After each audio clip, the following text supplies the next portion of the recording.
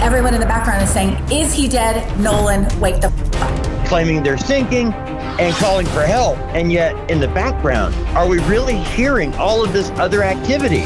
Nobody has ever, none of the kids on this boat have ever admitted that anybody said that they thought Nolan was dead. 5 experts, 5 different specialties, 1 8-minute phone call. And by the end of it, not one of them agrees on what it proves. A former cop who's personally interviewed Nolan's friends says the "Is he dead" audio is being heard completely out of context. A digital forensics analyst says that same audio has red flags nobody's talking about.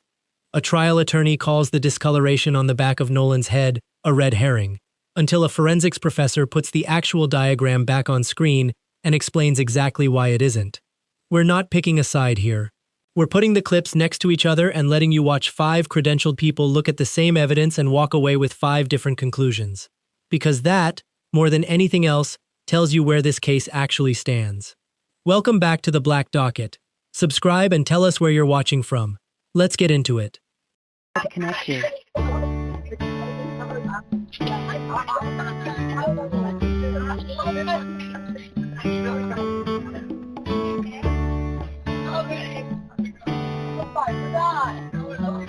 Detail Assistance, Vicky speaking. How can I help you? Hey, we're at the west tip of Horn, and our bilge pump stopped working. We're sinking. Can y'all please come? We have a membership. All right, of course. How far is the water coming up, sir? Can you give me a description? Ankles? What'd Hello? you say? Hey. Yes. How far is the water coming up, sir?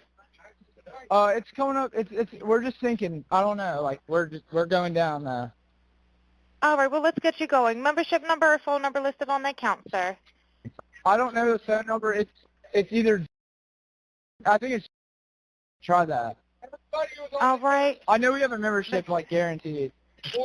I don't have the tag Unless on you here. have a membership number or anything, it's okay. I'll get you over to the captain. What's the best phone number to reach you at? Reach me at 2.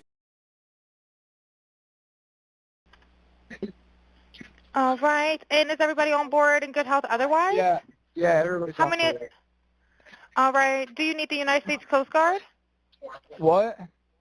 Do you need the United States Coast Guard? No, we do not need that.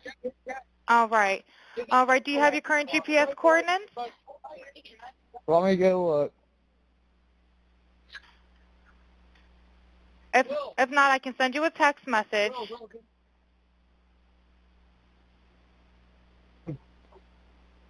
North. Are you ready? Yes, sir. I'm available. North 30 degrees by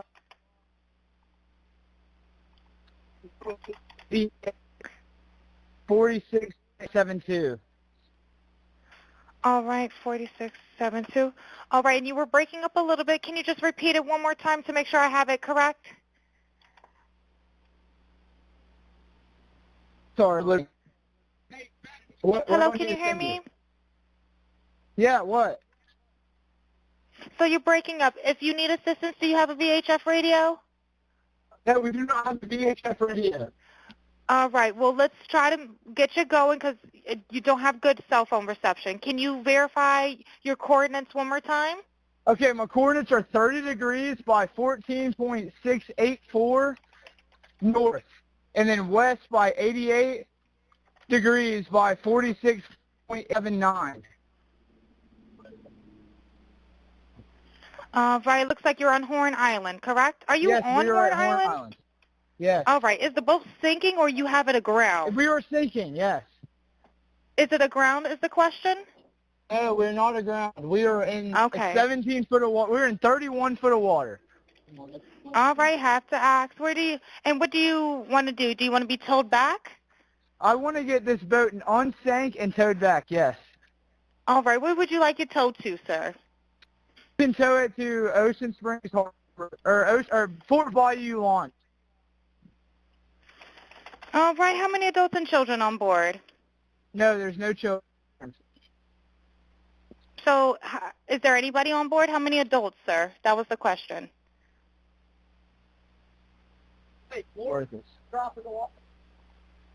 Hello, can you hear me? Gotta jump in and pull the plug while you're going. Hello, sir. Hello. Yep, I just need you to answer these questions so I can get you over to the captain. Okay. How many what's adults going on board? What's up? There are 0 adults on board. There's nobody on board the boat? No. Nobody right. here is over the age of 21. Sir, that was not the question. Is there a person? Is there a person, a living individual on the boat?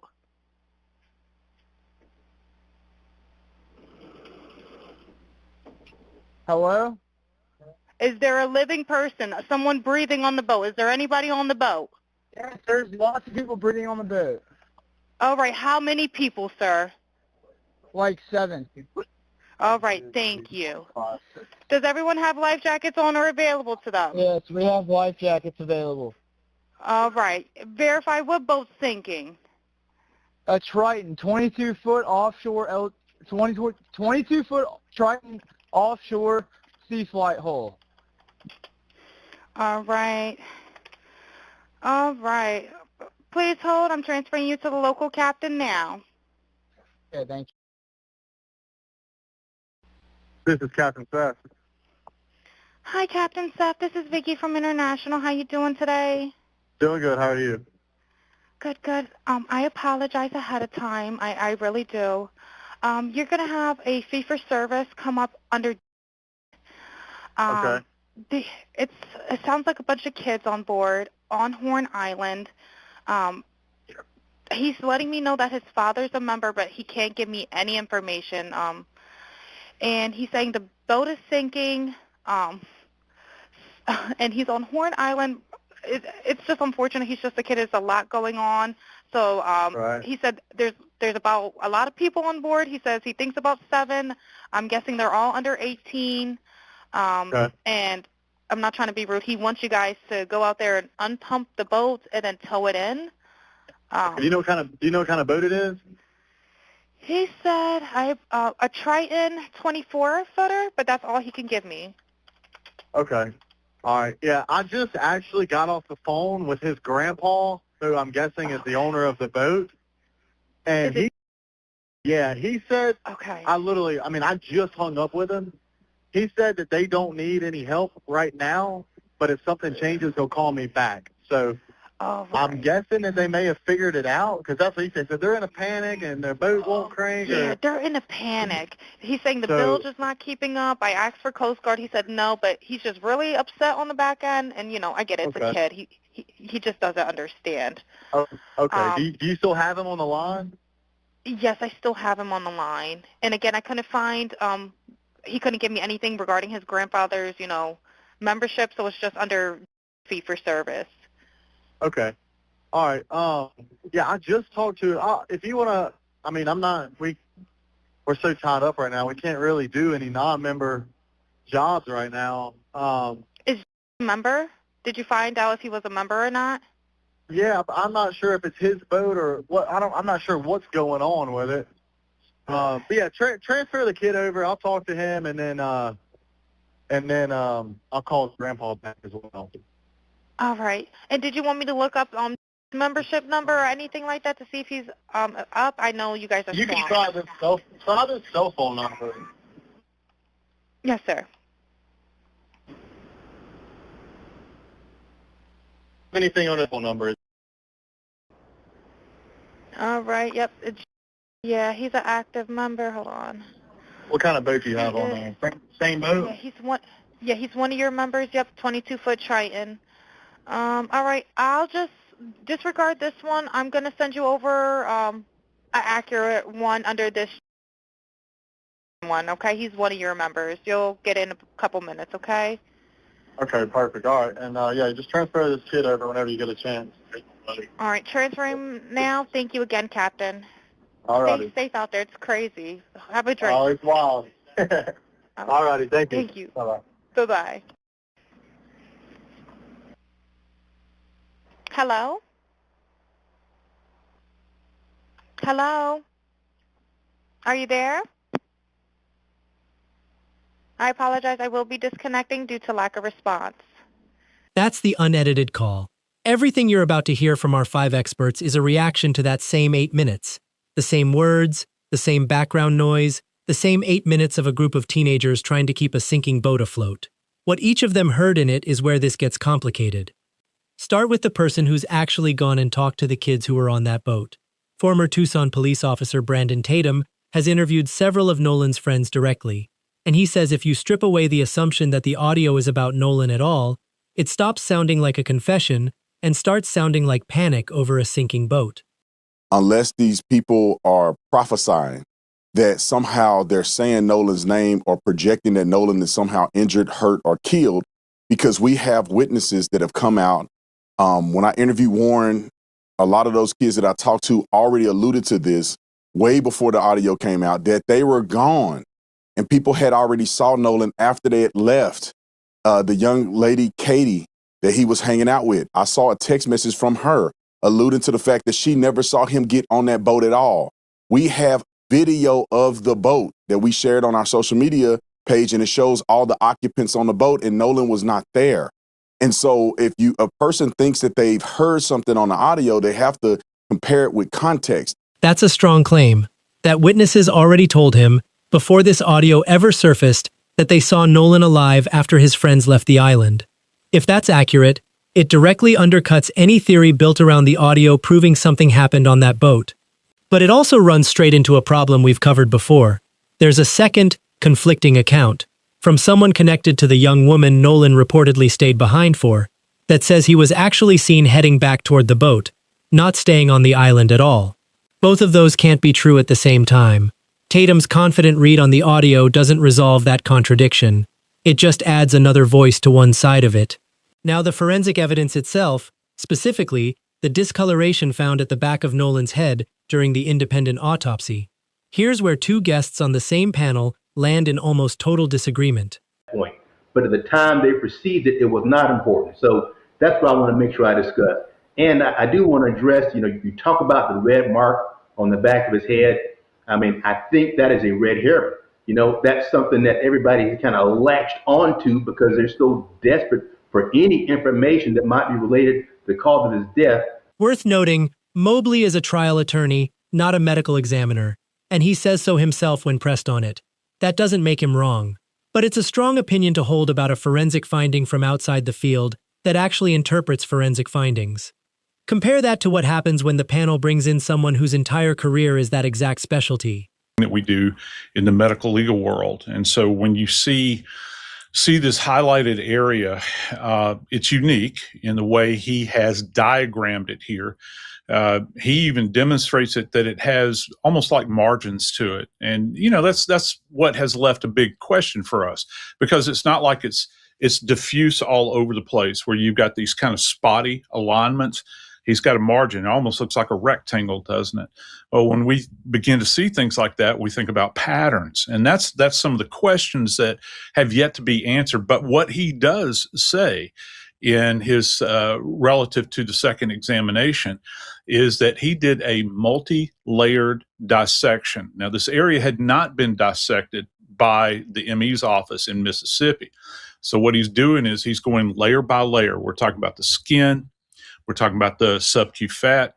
We're talking about the musculature that's under there. And yes, there is musculature under there. And what his conclusion is, Nancy, is that there's significant decomposition at this point in time. So he cannot make a determination about these markings one way or another. He needs more information. And admittedly, in this second autopsy, he says this is pending investigation, and that's key here. Morgan doesn't say this proves an injury. He's careful about that. He says explicitly that decomposition makes it impossible to determine one way or the other right now, and that the finding remains pending further investigation. But unexplained and worth investigating further is a very different framing than red herring. 2 people looked at the same diagram. One dismissed it before the show could even put it on screen. The other spent 2 minutes explaining exactly why forensic pathologists don't dismiss patterns like that without a reason. Morgan also addresses something we've flagged in earlier coverage. The fact that Nolan's throat and lungs weren't included when the body reached the independent examiner. Why the throat? Well, because the throat and the throat areas you're referring to it as, it's actually the organs of the neck. We're talking about the larynx, the pharynx, our windpipe, essentially, and everything else that's connected therein. That's the conveyance to get into the lungs. So one of the things, what they're looking at here, Nancy, to put it very bluntly, is they're looking for any possibility that his breathing could have been compromised. That last part matters, and it's easy to skip past in a headline. Retaining tissue during an active investigation is standard, not necessarily sinister, but standard and explained are two different things. The state has offered no public accounting yet for why this specific tissue is still being held, or what, if anything, it showed.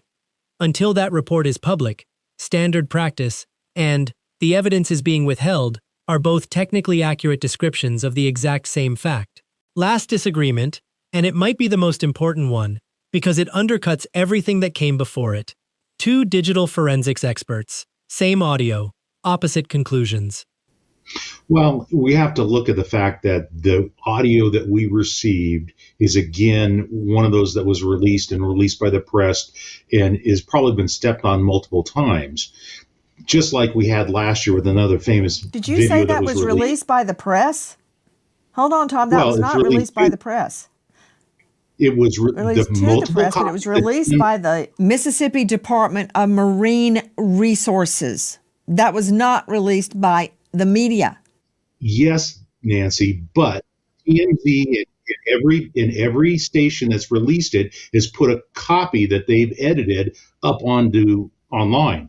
And so we have this expectation bias that's there. So the audio obviously is real. It's been released, and the agency that released it has said that it's a video or audio of the incident, but every version that we've seen has been stepped on multiple times. You say there are a lot of red flags. What are they? Absolutely. Nancy, what I look at evidence is it possible to authenticate the evidence, the information that's being provided? Think about when you download software from a website. Many websites give you a value next to that file because they want you to know that what you're downloading can be kind of authenticated or validated. When we're receiving audio like this from the source, it would be good and proper if people are going to start looking at this and doing examinations to actually apply some kind of hash value or some kind of way to uniquely identify this particular file as an original so people can validate what they're looking at. Sit with that for a second. Shipley's saying, the audio is real, you're just primed to hear something that may not be there. Fried's saying, we don't actually know what the audio even fully consists of, because there are silent gaps we can't account for. Those aren't the same argument, and they don't even fully contradict each other. Both can be true at once. Which means the most honest answer, right now, isn't the audio proves it, or the audio proves nothing. It's that nobody outside the agency holding the original file has enough information to say either one with confidence. 5 people, 5 specialties, 1 recording. And the only thing they collectively proved is how much of this case still isn't settled. Not because anyone's lying to you, because the actual evidence that would settle it, an authenticated version of that audio, the state's original autopsy, a completed forensic phone exam, still hasn't been made public. No charges have been filed, no cause of death has been confirmed. What is confirmed is that even the experts brought in to make sense of this can't fully agree on what they're looking at, and that should tell you everything about how early this case still actually is. We'll be back the moment any of that changes. Subscribe, turn on notifications, and drop a comment. Which of these 5 did you find most convincing?